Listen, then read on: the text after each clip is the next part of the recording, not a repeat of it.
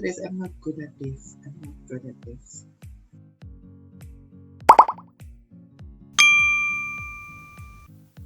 Hi guys, welcome to week number 3, which is word processing using Microsoft Word. So today we're going to discuss word processing and different techniques using.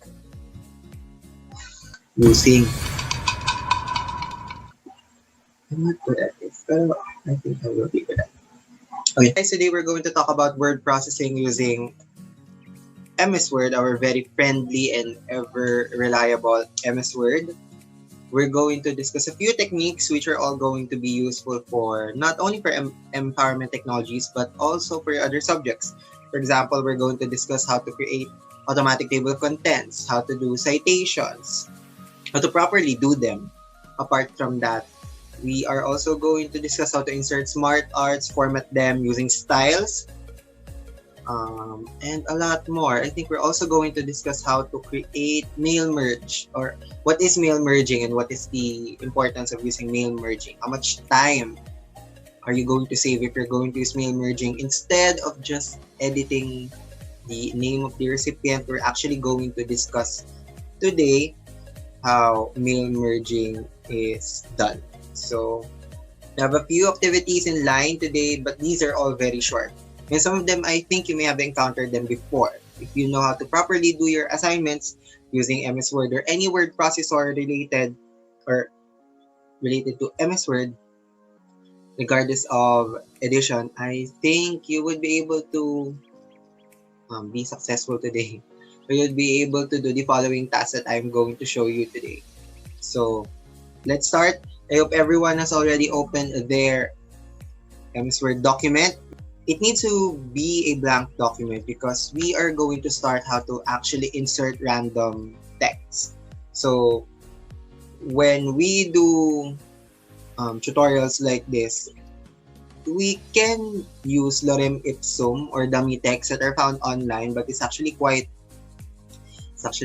difficult to search for it fast. So let's try to create a random text using this technique, which is actually using this one. Let me open my document.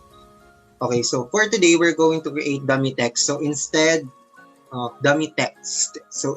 of downloading lorem ipsum generators over the internet, or magta-type kayo kung ano-ano sa keyboard ninyo, I think it would be better if you just use this technique.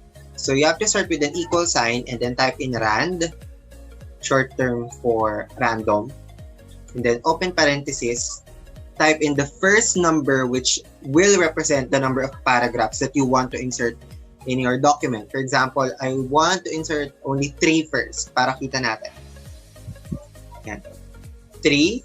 So I will be creating 3 paragraphs with 3 sentences each or 3 lines. So, and then comma, then the second number, and then close parenthesis, and then click enter. And then automatically Word will generate 3 paragraphs with 3 lines for you. This will be very useful if you are trying to practice how to position images, text wrapping images. So for today, we're going to use it to be able to understand how this works. So just the basics, you have your paragraphs here, you have your font stylings here, and then your styles. So if you want to change the font, just type in, for example, Arial. You can also change the font size. You can also change the stylings. For example, you want to make it in bold. Shortcut key or hotkey is Control V. And then you want to make it italic, Control I. And you want to make it underlined, or let's just try to select a portion of it and then Control U for underline. So we can also make use of the strike through. So if you want to put a line on top of your text in between of it. So yeah, this is very useful if you're trying to copy edit para mas madaling malaman ni editor kung ano yung sentences or words or phrases that they need to omit. So usually, ano para saan ba tong subscript and superscript? Now, it is very useful if you are creating mathematical equations. For example, 8, 9, but that you're not actually pertaining to 89. You want 8 to the 9th power. So, let me just increase the font para makita natin. So, you select the number or the character rather that you want to be under or below. For example, if you're going to do the subscript, it is going to be smaller than its original size. But if we're going to use the superscript, it's going to be smaller, but it is going to be positioned on top. So, and apart from that, we can also make good use of highlighting text. If you're reading and then you want to remember a piece of document, just like what you do when you're reviewing using printed paper, you can actually make good use of it. Now, this comes very handy, yung clear all formatting. For example, you've already inserted a lot of formatting within your documents and then you want to start all over again. So what you're going to do is that you're just going to select all of those texts or maybe Control A if you want to edit naman yung buong document niyo. Control A and then just click here, the clear all formatting button, a button with the letter A and then with an eraser. So, ano mangyayari kapag click mo yan? Automatically, it will return to its original appearance, which is actually yung Calibri, the default font. So, but usually, the clear all formatting does not apply with the highlights kasi Word understands that it is a very important part of your document, so they don't actually omit it. So, that is for inserting random text and formatting them. For number 2, we are going to create columns. So columns are very helpful if you would want to fit text into just one piece of document or just one page. However, you also need to adjust the margins of it. Later on, we'll try to adjust it depending on the amount or the number of columns that we're going to create. So if you're also going to create a document that is in newspaper style, creating columns is very helpful. Although everybody knows how to create columns, but we're not actually used to creating columns that are more than 3. Usually hanggang 3 lang yung nagagawa natin, but we don't actually know na pwede pala hanggang 10.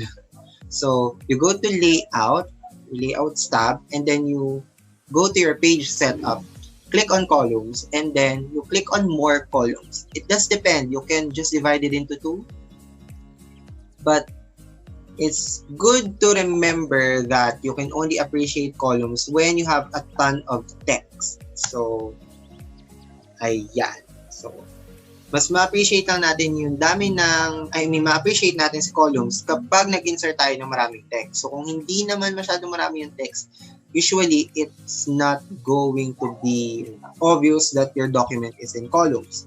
So, pwede tayong 2 lang, pwede rin naman yung 3, pwede rin left column. So basically, ang mangyayari dyan is your users are going to read from here to here, parang magazines. Or you can also do it sa right side naman. Parang ganyan, parang sa magazines. But if you want to create a columns na merong specific number of columns na gusto nyong gamitin, pwede nyo i-type here. You just click on more columns, and then a window will appear, and then you can edit the number of columns. For example, let's say 10. You can actually create 10. So, this is the preview. So, you don't actually need to adjust any of this by default. So, you just have to click on OK. Yeah. It doesn't actually look good, diba? But at least we know that we can actually divide it into 10. 1, 2, 3, 4, 5, 6, 7, 8, 9, and 10. So, but then again, it does depend on what you want to do. So you can actually, I think, put a line between. Just check this checkbox, and then automatically it will insert lines for you. So, Control Z, undo. So, yeah. Now that we've already created columns and a few other techniques, now let's go to text wrapping. When we do text wrapping, usually this would involve a body or a body of text, and then you're inserting an image. So for this example, we're going to use this one, but let's try to remove the columns, and then let's try to insert an image. So you can find any image over the internet or use any of your image and then try to insert them on your document. So for this part, you just need to copy. Let's say I would want to copy this. Let's start with a very basic image, square shape image lang siya para makita lang muna natin kung paano. So let's try to copy this one. So let's try to insert it at the very first line. So right click. If we're still practicing, right click on the image, copy, and then Control V. And then it's there. Although this is not what we actually want it to look like. So let's try na liitan. What we want to happen is something like this. You have your image here and then your text here, but without the use of columns. So what you do is automatically, when you insert an image and then the image is selected, another tab is going to appear on your screen, which is going to be your format. If you click on your format, automatically you will see a different set of icons or buttons. Now, if you click on this, what we want to do is to position it like this. Parang article from a newspaper, or you just want to insert, let's say you are creating an assignment and then you want to save space. Instead of this one, na you are, and there's a lot of negative spaces here. Sayang naman. So might as well just use the position to adjust it here. Pag position and with text wrapping, pwede natin siyang ilipat-lipat. Put it on the center, top, yan, top right, ayan, middle right, at the middle and the center, ayan. Pwede natin siyang adjust depending on which part of the document we want to put the image para mas makita natin. Ayan. For text wrapping, you actually have a lot of choices. For example, you can use type, you can use through, but hindi pa natin siya nakikita ngayon. Hindi pa natin na-appreciate yung kanyang yung kanyang purpose kasi we're using an image that is square. So kumbaga parang it's very easy for text to adjust itself around it kasi nga square siya. But pwede na natin makita kung anong pwedeng gawin pag if you want to put the image behind your text. Pwede rin namang on top of your text or in front. However, I think this isn't very useful kasi you're covering the text. But if you would want to create an image or insert an image and then put it in the background, pwede mo i-click yung behind text. Ayan. Now, sir, para saan tong iba? Square, yung tight, yung through, yung top and bottom. Ayan. So, let's try to select a different image. Let's try to, over the internet, you can try to search for an image that is in PNG or transparent background and then medyo complex na shape. So, for example, I want this one. So, copy and then try to insert this magnifying glass icon in our document. As you can see, diba, parang ang sinusundan pa rin ng text natin is actually the square borders or the shape of the image. However, it's not really adjusting to what the shape is created or what this icon, the shapes that this icon is creating the text. So, mas ma-appreciate na natin yung text wrapping now. If you try to click on square, makita mo, susundan niya yung square ng borders ng image mo. But if you're going to use tight, the text are all going to adjust depending on the shape of your images. Pag through, quite the same with your end. You can also adjust it pala. Quite the same with tight, but for top and bottom, ganito yung mangyari. Para siyang square, but there are going to be spaces on the left and right side of it. Ganun siya. But what we want to happen is the text to adjust to its shape. So we're going to use tight or through. And we can actually make good use of it when we are inserting images with complex shapes. Example, picture of a person, yung silhouette niya, pwede mong insert dito yan, and then use the wrap text. So, you can also edit the wrap points. So, example, yan, pwede pa natin siyang i-adjust.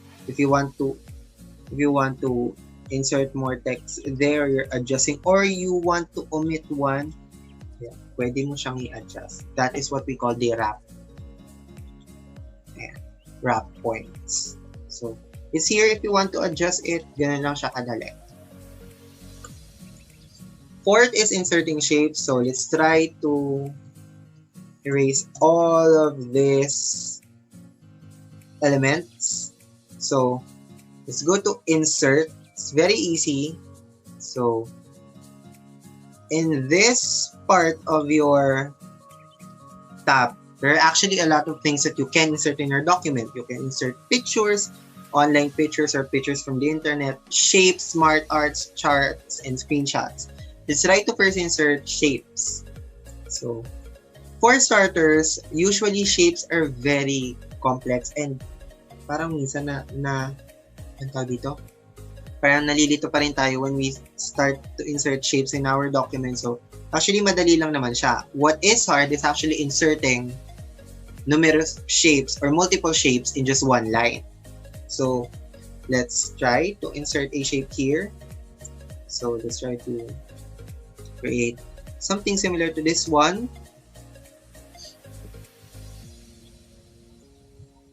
So, and then let's try to insert different. There are also a lot of shapes na pwedeng gamitin in MS Word aside from the basic shapes that we usually use. So, you want to actually use arrows, equations, flowcharts, stars, and banners. So, let's try to insert more. So, kayo rin, insert din kayo ng shapes. Depende sa inyo.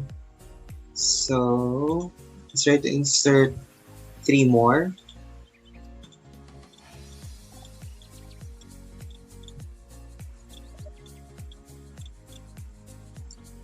And last one, let's say here. So, now that we've already inserted 5 different shapes on our document, but the problem now is it's actually cluttered. It's actually scattered in our document. Now that we've already inserted shapes on our document, the hard part now is actually just insert them in one line. So, formatting them is very easy. Again, just like what we do with images, if you click on an element, may lalabas na format tab, and then pwede mo siyang palitan ng fill color. Pwede mo siyang tanggalan ng outline color. So, ayan. So, let's try to change the format of these shapes. So, ayan. However, actually, you can move the shapes around your document. But what we want to do is actually insert them in just one line. Now, what we do is we click on the shape and then we go again to the wrap text. So, just like images, we can actually wrap them as well. So, kung paano siya mag-behave with text. So, let's try to click on the element and then click on inline with text para makita natin siya na magpantay-pantay actually. So, what is happening right now is they are all now being positioned in just one line. Let's try to make it that. So, however, hindi pa natin masyado ma-appreciate kasi wala pa rin tayong text. So, what we are going to do again is to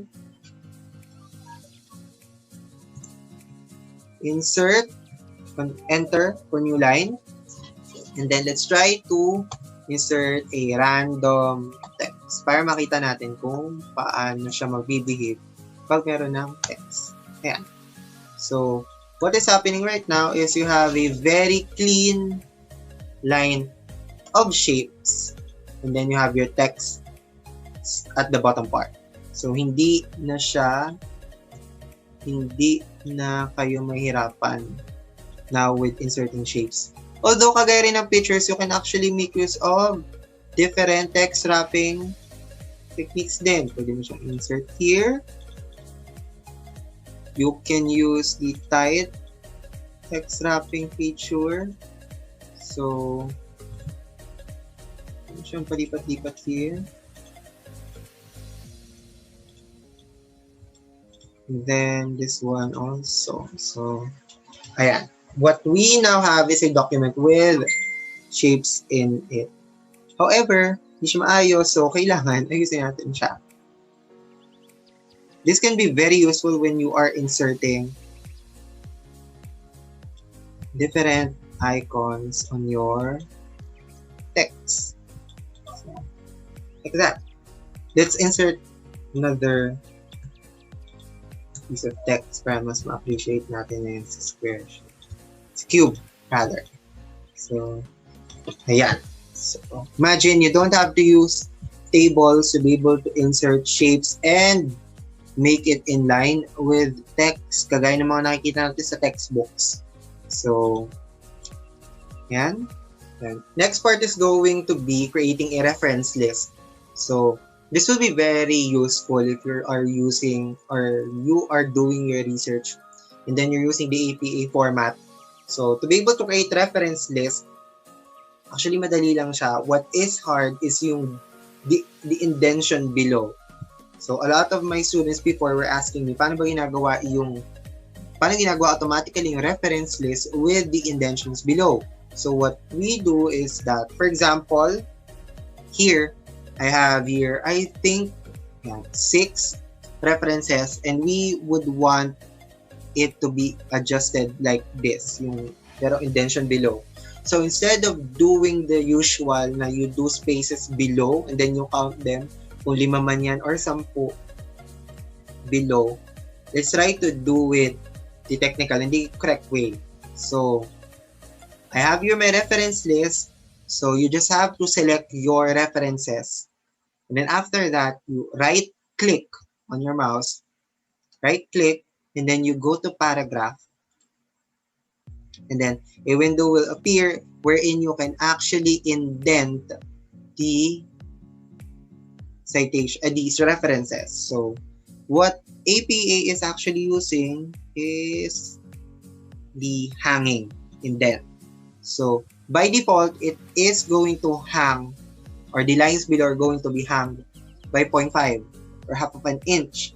So you don't have to edit any of the other formatting here. You just have to click on OK, and then automatically it will indent the lower line for you. So, and then you can just adjust. You can just adjust the spacing. If it's in double spacing, but usually it's actually in double spacing. So that is how you do a reference list. Next one is using comments. So instead of inserting your comments on a separate piece of paper, it's actually easier that we are using comments. This is very useful if we are creating a document, or we are adjusting a research, or we are revising a piece of text for a project maybe, or a concept paper. So instead of inserting your comments in line with your text, it's actually easier to insert them as comments. For example, we are trying to edit these. Let's try to edit this document. We'll actually open any document that you have there. So, for example, here, what what we are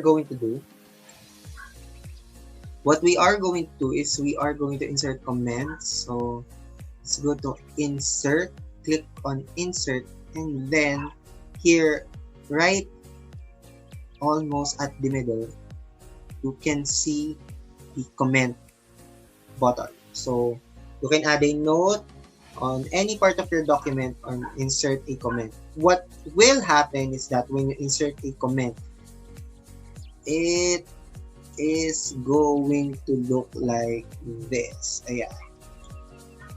You have a separate column on your right side wherein all of the comments are there. However, if you are not going to delete the comment, it is going to be seen on the print. So let's try to copy this para makita lang natin.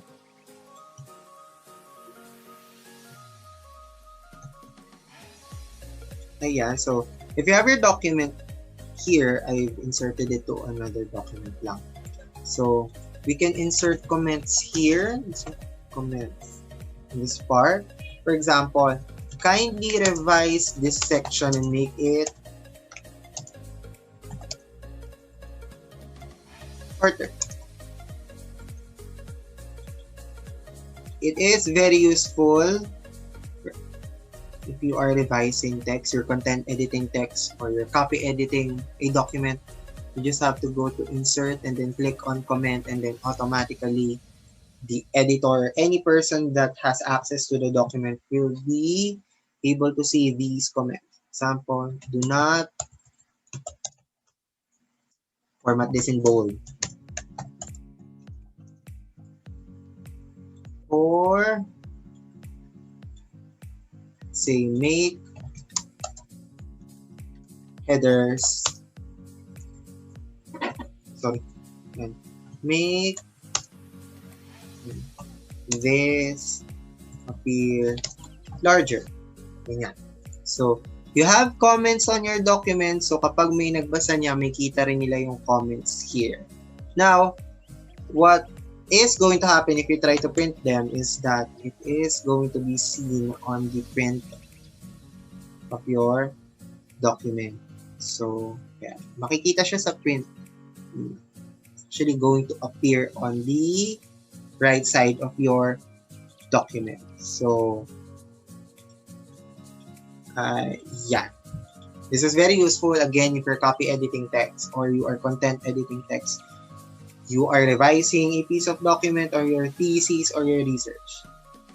How to delete it, sir? So, you just have to right-click on the comment, delete comment, delete comment. You can also reply to a comment, mark done.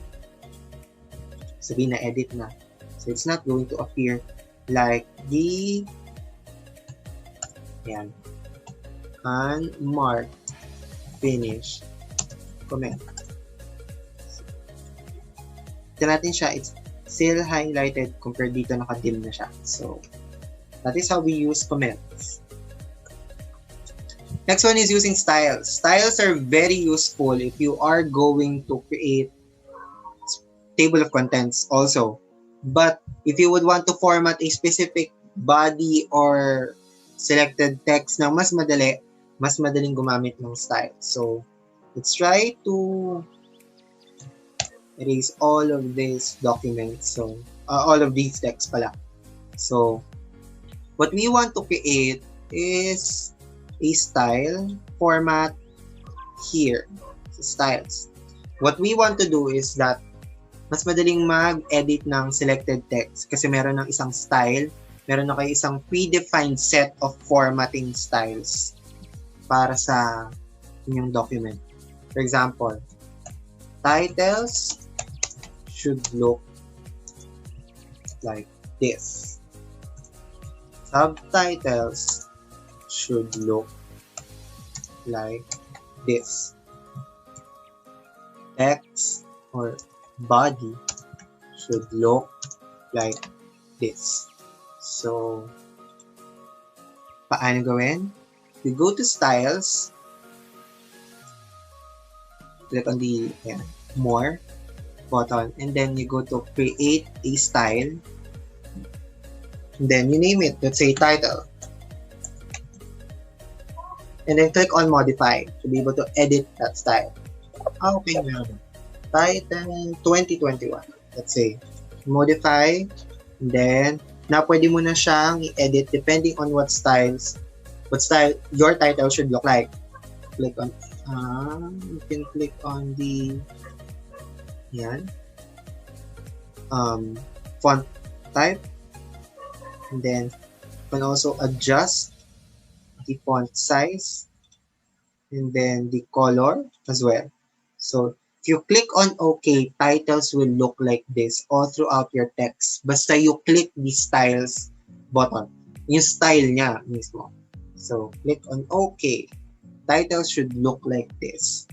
Now, let's try to adjust the subtitles naman. Create a style again, same procedure. Subtitles 2021. Click on modify. So, we're also going to make use of made Tommy, but let's try to make the font smaller. And then the color in blue. Click on OK. All subtitles will look like this. And your body will look like this naman. Click on OK. Modify pala muna. Let's try to make it in, let's say, area. Sige, let's go with that. But it is in 11 and it's not in bold. And then it's in, say, okay, sige, black na lang din since kasi body lang naman. So, yan, title should look like this, subtitle should look like this, and text body should look like this. So, kahit i-delete ko yung text na yan, nandiyan na yung styles na yan. For example, we're going to create chapter 1, say, introduction. And we have our body here. What will happen is, oh, siya ay naka-paragraph pa. Remove lang natin. What we want to do is, the chapters, we are going to use the title styles. And for the introduction, we're going to use the subtitles. And then, we're also going to use the body. Ayan. So, that is how we do that. Kahit na saan mapunta kang part ng document, let's say chapter 2. What is chapter 2? Review of related literature. Andyan na siya. So, you don't have to format it ng one by one pa. So, one data analysis, let's say lang, and then let's change this to title. Chapter 4, let's say sample only, references, any. So, mas madali nang mag-edit ng titles and format ng text ngayon. So, that is how we do styles. And now, next is creating a table of contents. So, creating table of contents is actually very easy in MS Word. Basta alam natin kung paano gumawa. So, usually the students that I've had before, ang ginagawa nila, tinatansya nila, they write it on a piece of paper, anong page yung part na yon, and then nagawa nila yung ganito. Kumari, chapter 1. Tapos maraming tuldok-tuldok hanggang dulo pagkatapos talagay nila yung page number. Actually, that is very hard. That is very time consuming. We can actually create a table of contents using your reference tab and then your table of contents button. So just click on table of contents and then automatically it can create a table for you. However, hindi kasi alam pa ni Word kung ano yung mga kukunin niyang titles on your document. So, hindi pa lumalabas yan. What we need to do is actually create a manual table. What we are going to do is now to create a table of contents. So, click on Custom Table of Contents. And then, what we now want to do is gamitin natin yung styles na ginawa natin kanina para makagawa tayo ng table of contents. So, Gagamitin natin yon. So, for usually, it has many parts. Si tab leader, ang ibig sabihin nun kung ano yung nasa gitna from the title or from the text papunta dun sa page number niya. So, let's start.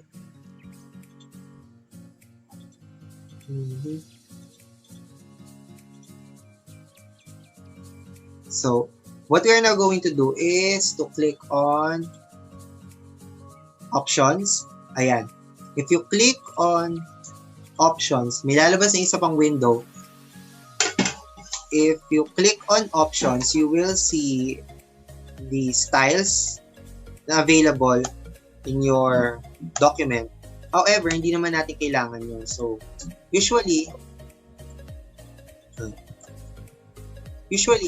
by default, may nakalagay na 1, 2, and 3 kay heading. Ang ibig sabihin lang nito, these are the styles na hahanapin ni table of contents sa document mo at yun yung gagawa niya ng table of contents. If you can see, you have here your TOC level.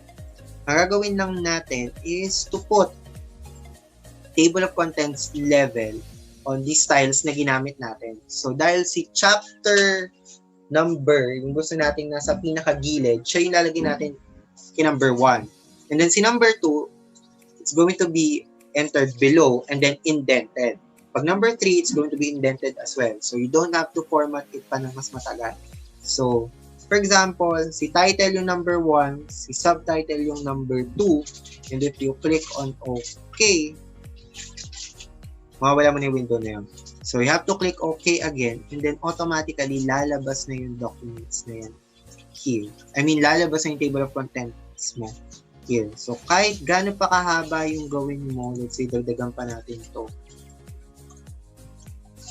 Okay, chapter 5, sino ba? Photo credits. Chapter 6, ibang pwedeng ilagay. Kahit ano, about the author. So, automatically, it will not adjust agad-agad kasi you need to update your table. So, update entire table, then automatically it will appear. Yeah. And then, you can format it. You can format it, change the font size, the font styles, and you can also change the spacing or the line spacing of the document. So, number 10 is doing a mail merge. So, the last part of our tutorial is we're going to create a mail merge. A mail merge is like what we've discussed nakaraang araw. Mail merge is very useful if you are creating memos, you're inserting a recipient to a sample or a standard piece of text or a standard document. So, mail merge are very useful if you are working in the office. If you're working in offices, you work as a teacher, you want to insert names in certificates, you want to insert numbers in tickets, in a Word document, it's very easy to actually do. So instead of editing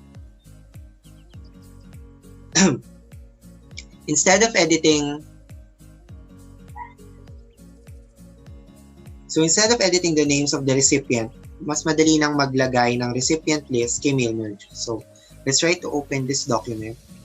So, I have here a sample memorandum. It's going to be uploaded in our group. It is uploaded there. So, open that memorandum file and then what we want to do, so, para lang alam natin, this is a sample memorandum. Let's say, this is a memorandum about advisors being required to submit their SF2 or their attendance recordings to the base coordinator monthly. So memorandums are very useful if we are doing information dissemination. So instead of just simply chatting it through Messenger, I think it would be more formal if we're going to use memorandums. So this is a sample memorandum.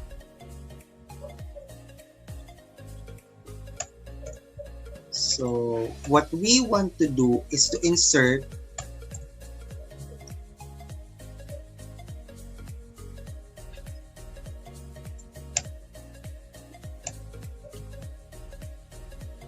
So this is a sample memorandum. What we want to do is to insert the names of the recipients here.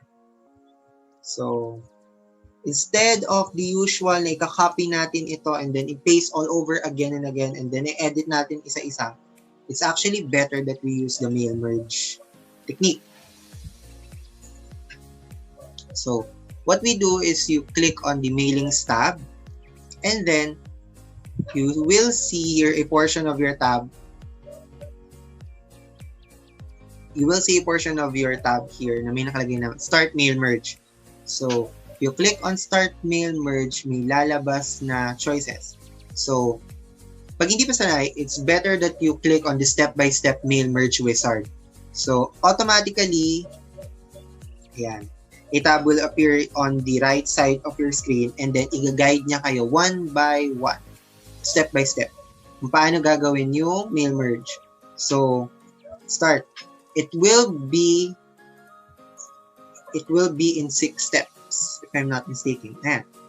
There will be 6 steps, but some of them you just have to click on next. So, let's start.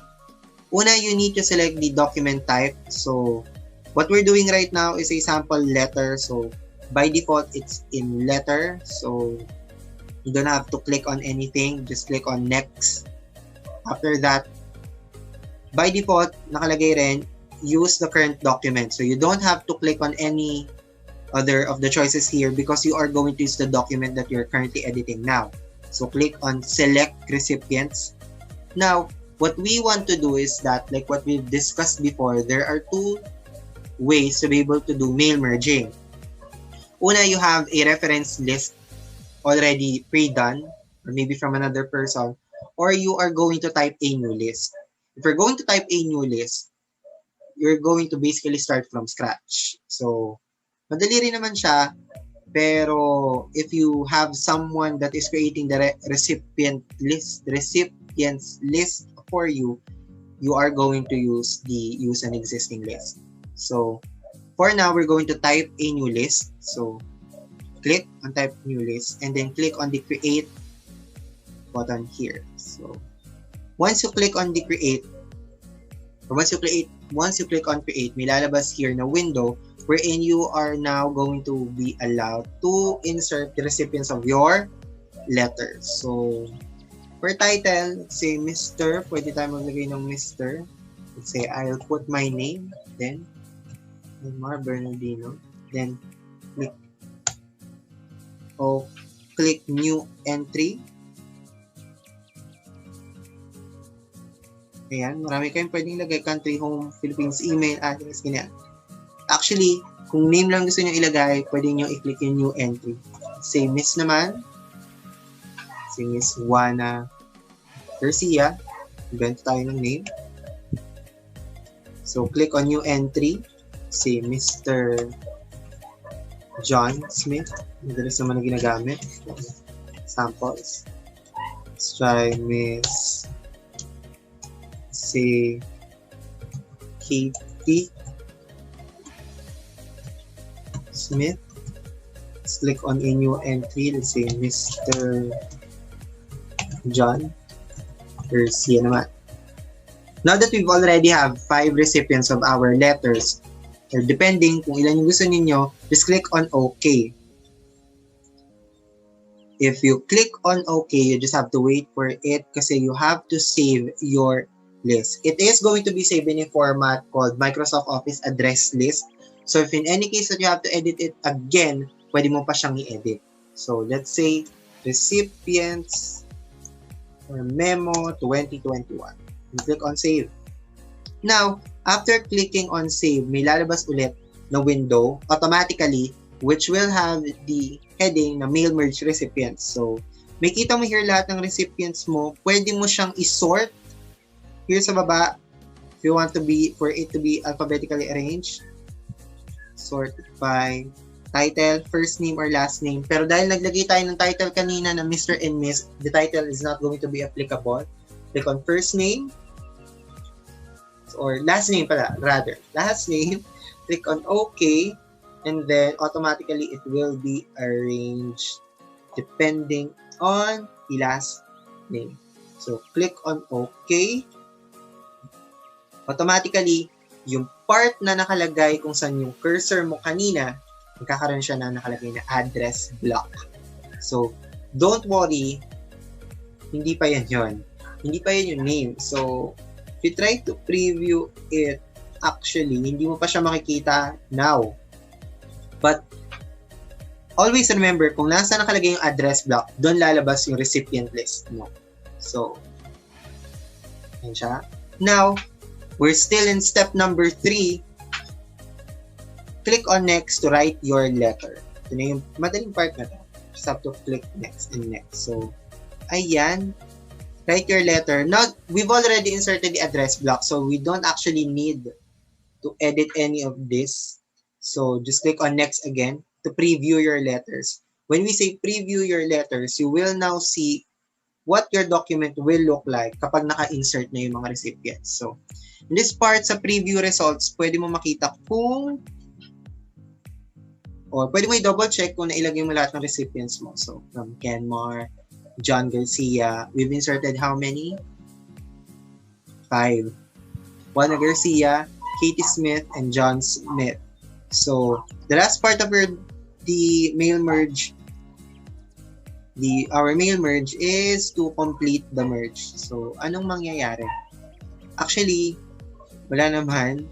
Pwede na natin siyang i-print or pwede natin i-edit yung individual letters. If you click on print, you will print the document agad.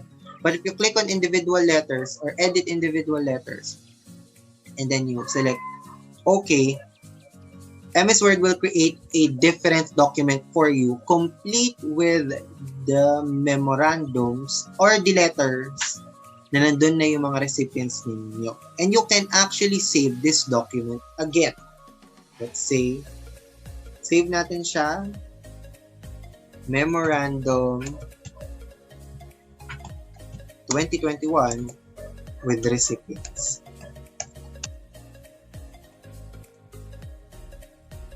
And then, you can close it, and then, andyan na siya. So, that is how we do a mail merge using the mail merge wizard. So, if you have an existing list using MS Excel, it's actually better, but that's for another day. So, with that is the end of our tutorials. That is our last activity, which is the mail merge. So, with that, thank you very much. So, tune in to our next tutorial next week. We're going to use naman MS Excel. So, that is quite more difficult, but it is very useful, especially for students who are doing mathematical operations and computations. For doing transactions and doing mathematical equations, you may find Excel very useful. So with that, thank you.